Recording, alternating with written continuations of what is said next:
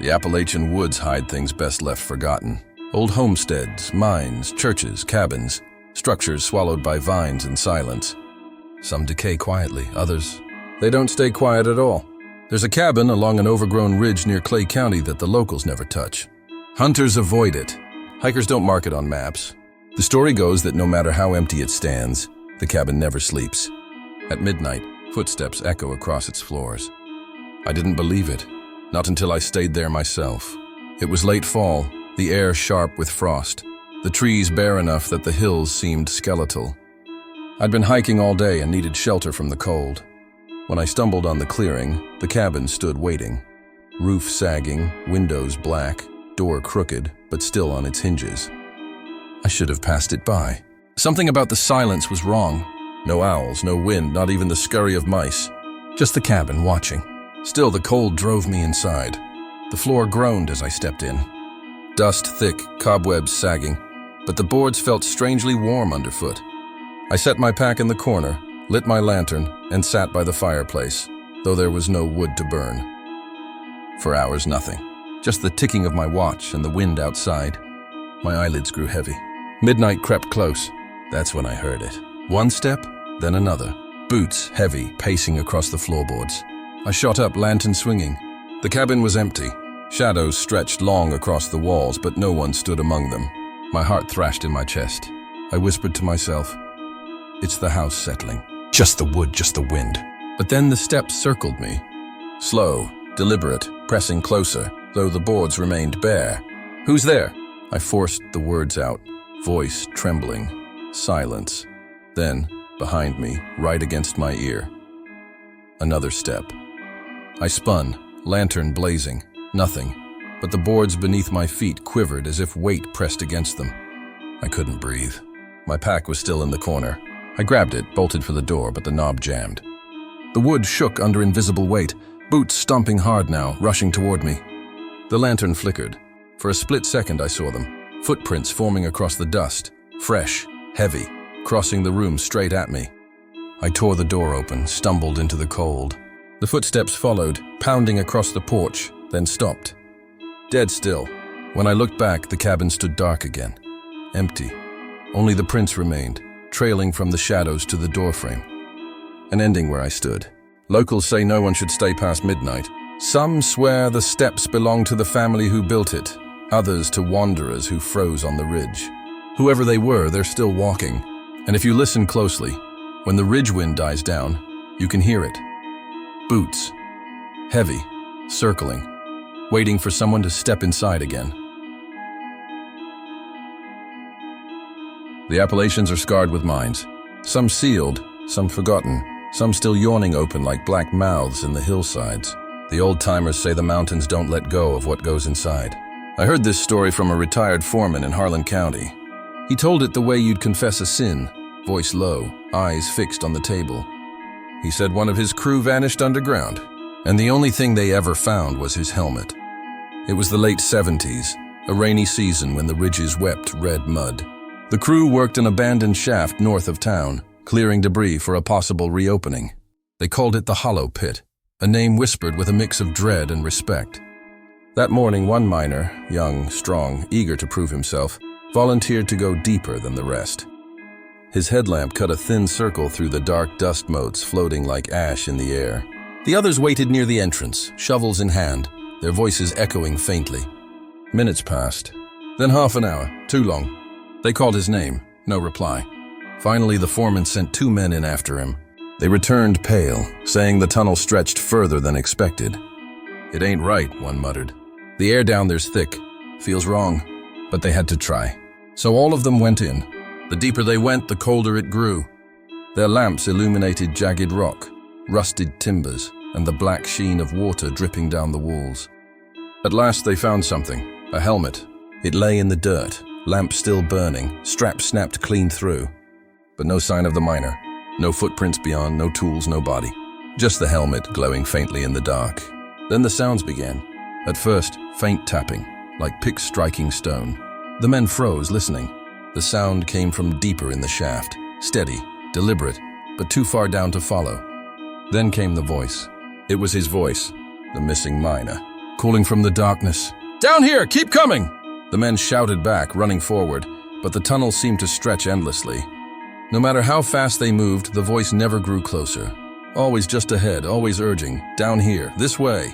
The foreman yanked them back, shouting that it wasn't him. The tapping turned louder, echoing through the rock, until it became pounding. The air thickened, sulfur stinging their noses. One man swore he saw a figure at the edge of his lamp, a shape too tall, its eyes glowing faint like coal. They fled, helmets clattering, boots splashing through black water.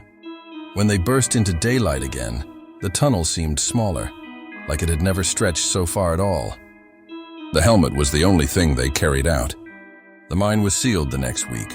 The company blamed unsafe conditions, but the crew knew better. The mountain had claimed one of its own. The foreman never forgot. He swore that sometimes, driving past that ridge at night, he'd hear tapping under the ground.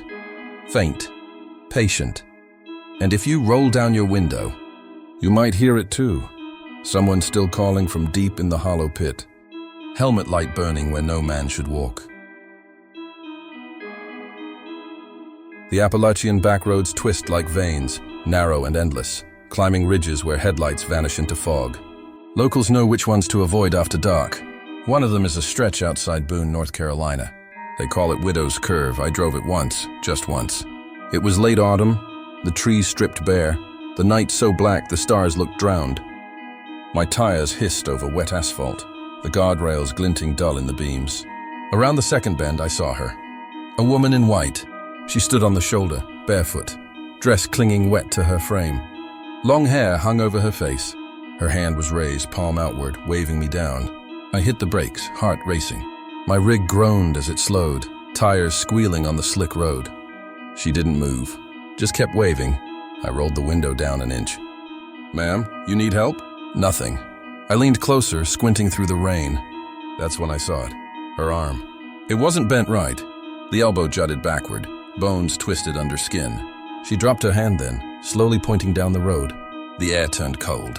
My windshield fogged though, the defroster ran hot. I felt it then, deep in my chest. She didn't want help. She wanted me to follow. The curve ahead loomed sharp, guardrail dented from old wrecks. I pressed the gas, swerved wide to avoid her, but as my light swept the bend, she was there again, standing dead center in the lane, soaked dress plastered against her body. I slammed the wheel. The car fishtailed, gravel spitting. For a heartbeat, her face lifted, and I saw eyes as black as the pavement. Then she was gone. I pulled off shaking, headlights stabbing the trees. The road was empty. My hands ached from gripping the wheel. I forced myself to drive the rest of the way, eyes locked forward, refusing to check the mirrors. The next morning, I asked a diner waitress about it. She went pale. "You saw her? Folks say she died on that curve, car flipped in the rain." Now she waves down drivers, wants them to wreck the same way.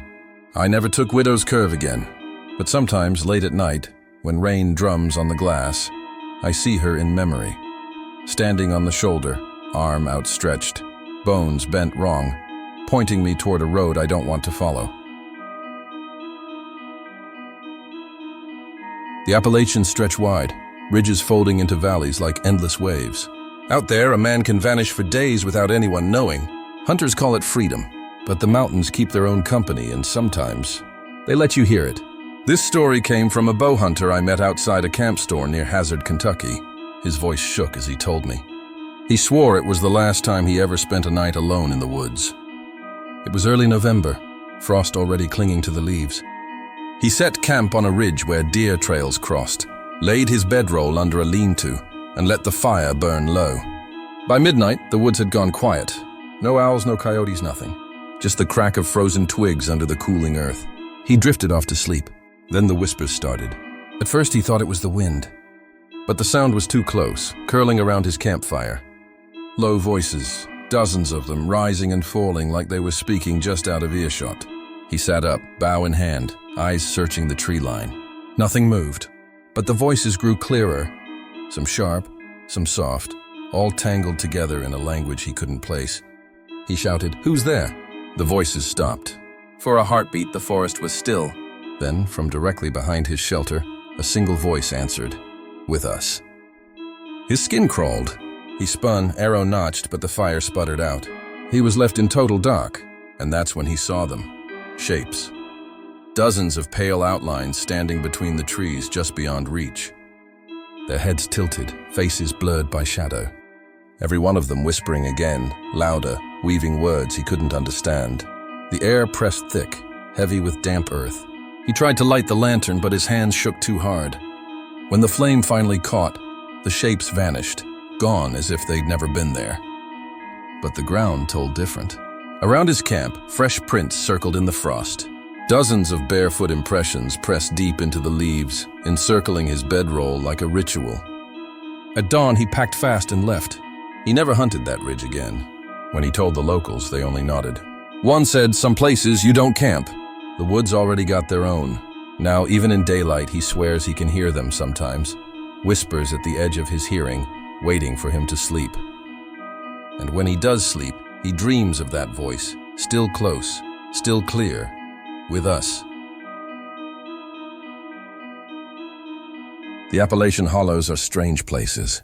Some are rich with deer, wild turkey, and fox. Others feel like nothing grows right. But there's one hollow near Wise, Virginia, where not even the birds dare to sing. The locals call it Dead Hollow. They'll drive around it, hike past it, even cut extra miles rather than step inside once the sun dips low. I heard about it from a farmer who grew up on the ridge above. He said when he was a boy, his father caught him trying to sneak down there. His father grabbed him by the arm and said, "Don't you ever go where the woods stay quiet. That's not our place." Years later, curiosity got the better of him. One evening, he walked the ridge until he found the trail down. The first thing he noticed was the silence. No crickets, no cicadas, not even the wind in the leaves. The second was the smell. Damp earth, metallic like old blood soaked into stone. He said the deeper he walked, the heavier it felt, like the air pressed down on his chest. He lit a lantern, though the sky still glowed faint with dusk. That's when he saw them, carvings. Trees along the hollow were slashed with symbols he didn't recognize. Circles crossed with lines, hand-shaped etchings burned into the bark. Some fresh, some older than the scars of the trees themselves. Then came the sound. Not birds, not animals. A low hum, steady, like a crowd of voices chanting just out of earshot. It rose and fell in waves, though no one stood among the trees. He turned to leave. That's when he saw the figure. At the far end of the hollow, half hidden in the gloom, a tall shadow leaned against a tree. It didn't move, didn't speak, but the humming grew louder, pressing into his bones. He ran. His lantern swung wild, light flashing against the symbols. The ground seemed to grab at his boots, roots tangling, dirt shifting, as if the hollow itself wanted him to stay. When he finally stumbled out onto the ridge, the hum stopped. Just like that, silence returned. But when he looked back, the figure was still there, standing at the edge of the trees, watching. He swore to me he never went back. None of the locals do. They say whatever lives in that hollow keeps the birds away for a reason. And if you're foolish enough to step inside after dark, you don't come out at all. To this day, the old farmer says, when he dreams, he hears it. The low hum rising through the trees, pulling him back toward a place where no birds sing. The Appalachian backroads are long, and truckers know them best. Gas stations are lifelines, glowing beacons in the middle of endless black highways. But sometimes the light hides more than it reveals. This story came from a long-haul driver who swore he would never take that route through West Virginia again.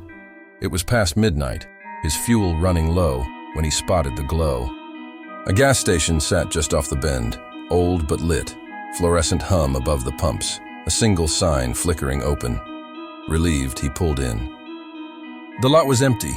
Not a car, not a soul. Still the lights burned steady, humming in the cold air. He climbed down, boots crunching gravel, and set the nozzle into his tank. The pump clicked alive. Numbers rolled. Behind the glass of the station's office, he saw movement. A figure. The man waved, but the figure didn't wave back. Just stood there, half hidden in the glare, watching. When the tank was full, the pump cut with a sharp click. He turned to return the nozzle and froze. The office was dark. Every light inside had gone out. The counter was empty. The shelves bare, as if no one had been there in years. The hairs on his arms rose. Slowly he stepped toward the door, curiosity wrestling fear. He cupped his hands against the glass. Inside, dust coated every surface. Cobwebs stretched across the shelves. His breath fogged the window. That's when he saw it, reflected beside him. A man, standing inches away. But when he spun around, the lot was empty. He bolted back into his rig, locking the door. His headlights cut across the pumps, the sign, the empty lot. The lights flickered. Then every bulb in the station flared bright, humming so loud it shook his mirrors. And behind the glass, the figure stood again, this time closer. Face pale, eyes hollow, mouth stretched into a silent scream. The driver slammed the gears, tearing out onto the highway. In his rearview mirror, the gas station vanished into darkness, as though it had never been lit at all. When he told the story at a diner weeks later, another trucker nodded. That station's been closed since '83. Fella died inside. They say sometimes it lights up, calls drivers in. And if you see the man behind the glass, you're already too close. The driver never went back. But every time his fuel runs low on a lonely stretch of road, he says a prayer, hoping the next glow he sees isn't the kind that remembers the dead. Deep in the Appalachians, cabins sit miles apart, hidden in the folds of the mountains. At night, the woods swallow sound. That isolation can feel peaceful until something comes knocking. This story came from a family who stayed in a rented cabin for the summer. They never finished their stay. The cabin stood at the end of a dirt road, surrounded by thick timber. No neighbors, no signal, just trees pressing close, their branches scratching the roof when the wind rose. For the first few nights, everything was fine. Quiet, still, almost too still. Then, one night, just past 11, there was a knock at the door. 3 sharp raps. The father grabbed a flashlight and opened it. No one, just darkness. He stepped out, shining the beam across the porch, then into the yard. Empty. Only the trees swaying, leaves hissing. He shrugged it off. Until it happened again. Every night at the same hour, the knocks came. Always 3. Always steady. On the 5th night, the family decided to wait. Lanterns turned low, curtains drawn, they sat in silence. The cabin clock ticked loud in the dark. At 11:03, the knock came. But this time, when the father cracked the curtain, he saw them. 2 children stood on the porch. A boy and a girl, maybe 8 or 9. Their clothes looked old, worn. They stared straight at the door, hands folded in front of them. Relieved, he almost opened it, until his wife hissed.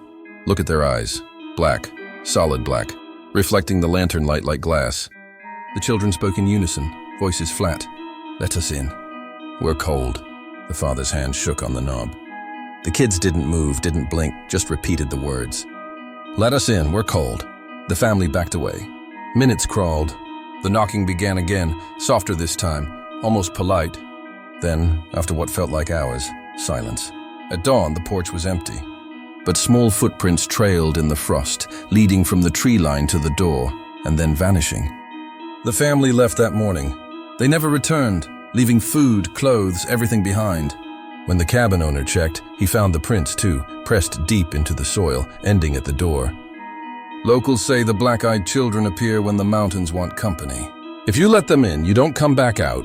The family still swears that in the dead of night, even in their new home miles away, they sometimes hear it. 3 knocks. The Appalachian Trail is more than a hike. It's a ribbon of stories, a place where the land remembers every step and every secret. Hikers talk about shelters tucked into the woods, rough cabins for rest, half forgotten in the trees. But one shelter near the Tennessee border carried a rule scratched into the wood above its door: cover the mirrors before nightfall. The story came from 2 hikers who ignored it. They reached the shelter near dusk, tired and soaked from rain. The structure was simple: wooden beams, a dirt floor, and 3 mirrors nailed to the walls. Strange already, since no other shelter had them. The glass was cloudy, cracked, but each one was draped with heavy cloth. One of the hikers laughed. "Spooky decor," he joked, tugging the edge of a covering. His partner frowned, reading the carved warning above the door. But exhaustion won. They set their packs down, lit a lantern, and let the storm rage outside. As night deepened, the first hiker pulled the cloth from one mirror. The glass stared back dimly, warped by time. Nothing unusual. He grinned. "See? Just a mirror." But then it shifted. Not his reflection, something behind him. A pale face in the dark, lips pulled into a wide grin. He spun around. No one stood there. His partner swore and covered the glass again. "Don't touch them. Just leave it." But it was too late. That night, as rain hammered the roof, they heard movement. Footsteps pacing the dirt floor, though both lay still. Whispers rose, curling around their bedrolls, voices repeating their names in thin, stretched tones. When they lit the lantern, the coverings on the mirrors were gone. All three mirrors glared back, each one reflecting figures that weren't in the room. Dozens of them, hollow-eyed, twisted faces pressing against the glass, palms smearing from the inside. The hikers fled into the storm, leaving gear behind. They ran until dawn, not stopping until they reached a ranger station. When they returned later for their packs, the shelter stood quiet, mirrors covered again. The ranger wouldn't say much. Only this: some places catch what passes through. Mirrors are doors. Better to keep them shut. To this day, hikers who know the story drape every reflective surface before sleeping on that stretch of the trail. Canteens, phones, even the glass on their watches. Because when the sun sets in those woods, not every reflection belongs to you. The Appalachians are full of campsites. Clearings worn smooth by decades of hikers, stones arranged in fire rings, places that feel almost safe. Almost. But some fires don't die when the campers leave. I heard this story from two brothers who swore they would never hike past sundown again. It started simple enough, a weekend trip deep into the Virginia stretch of the mountains. They carried light packs, set up camp in a hollow where the trees broke just enough for starlight to trickle through. By dusk, they'd gathered wood and built a fire, its sparks rising orange against the black canopy. They ate, laughed, and told stories until the flames burned low. At last they doused the fire, scattering the coals until only faint red embers glowed. With the woods silent, they zipped their bags and drifted off to sleep. But at midnight, one of the brothers woke, his eyes opened to light flickering through the fabric of the tent. He sat up, confused. The fire was burning again. Not embers, not sparks, a full blaze. He unzipped the tent, stepping into the cold. The fire roared in the stone ring, higher than before, but no wood fed it. The flames swayed and twisted as though unseen hands stirred them. His brother stumbled out beside him, face pale. "Did you relight it?" Before he could answer, the flames bent inward. Shapes formed in the fire, silhouettes of people sitting around it, heads bowed, hands raised as if warming themselves. For a moment, the brothers thought they saw faces in the flames, mouths moving in silent words. Then came the voices, low, chanting, weaving from the dark around them. Not from the fire, but from the trees. The brothers spun, flashlights shaking. Shadows shifted just beyond reach, circling their camp. The fire roared higher, sparks bursting into the night. The chanting grew louder. The figures in the flames leaned closer, their faces hollow, their eyes black as coal. The brothers bolted.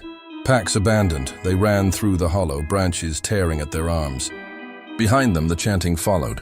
The fire's glow lit the trees, chasing them long after it should have faded. When they stumbled out onto the main trail, the woods went silent. Darkness swallowed the light. Only the smell of smoke clung to their clothes. A week later, a ranger found their abandoned site. Tent collapsed, gear scattered, everything coated in ash. But in the fire ring, flames still burned. Bright, hot, no wood. No fuel, just fire that wouldn't die. Every mountain town in Appalachia has a church perched high on a ridge. White clappered walls, steeple stabbing into the sky, graveyard leaning crooked in the grass. Most fall quiet when the congregation fades. But one hilltop church in western North Carolina never truly fell silent. The locals say its bell still rings, even though the doors have been locked for 50 years.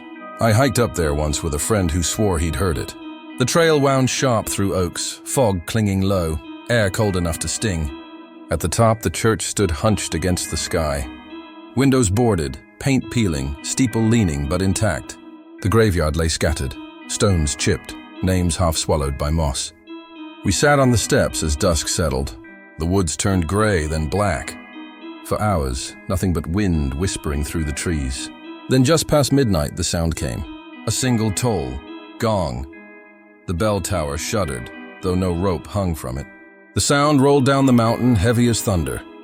We froze, staring up. Through the cracks in the boards, a faint orange glow flickered inside the church, as if candles burned on the altar. But the doors remained chained, rust thick on the locks. We should have left. Instead, curiosity pushed us closer. My friend pressed his ear to the wood. For a heartbeat, nothing. Then whispers. Dozens of them, rising from the dark inside, chanting in unison. He stumbled back pale, saying they spoke his name. The bell tolled again. This time, the graves trembled. I swear I saw earth shift as if something below pushed upward. One stone cracked in half with a sharp snap. The glow inside the church flared, shadows twisting against the boards like hands pressed against glass. We ran, crashed down the trail, branches whipping, hearts pounding with every toll behind us. The sound followed, rolling down the hills, shaking the ground until we burst into the valley below. At dawn, we returned with others. The church stood dark, silent. The bell tower still, boards nailed tight. But the graveyard showed fresh dirt mounded at more than one stone. The old caretaker wouldn't step closer than the tree line. He just muttered, "That bell ain't rung for the living in a long, long time." Some nights, if you drive through that valley, you can still hear it, low, mournful, tolling across the mountains. And when it rings, folks say the dead walk the hill again.